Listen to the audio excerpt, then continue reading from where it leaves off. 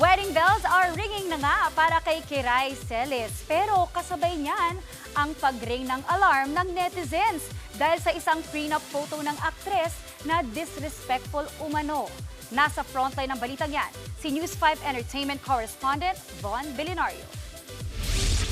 Ito ang nag-viral na mga prenup photo ni Kiray Celis at fiancé niyang si Stephen Estopia sa Japan. Pero ang larawang ito kung saan umupo si Kiray sa ibabaw ng isang vending machine, umani ng batikos online. Burado na ang larawan sa social media ni Kiray. Paliwanag ng aktres, And may permission po kami para mag-shoot po doon. Nagpaalam tayo sa mga authority.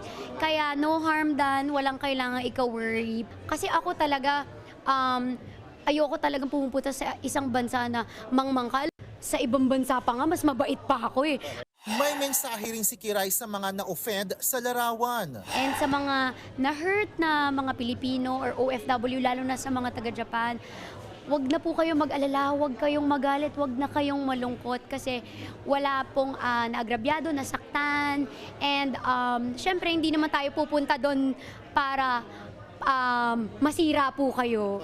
For now, focus na lang muna sa good vibes si Kiray na malapit ng maging Mrs. Estopia. Ang theme ay si SpongeBob.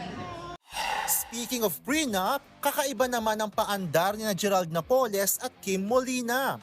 Dahil sa halip na aurahan at gandahan, nag-high rocks o fitness racing activity sila sa South Korea.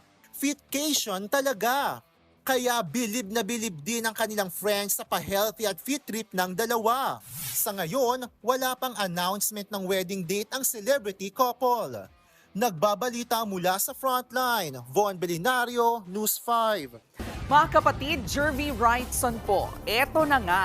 Para sa latest showbiz news at iba pang K-alaman, mag-follow at mag-subscribe na sa social media pages ng News 5.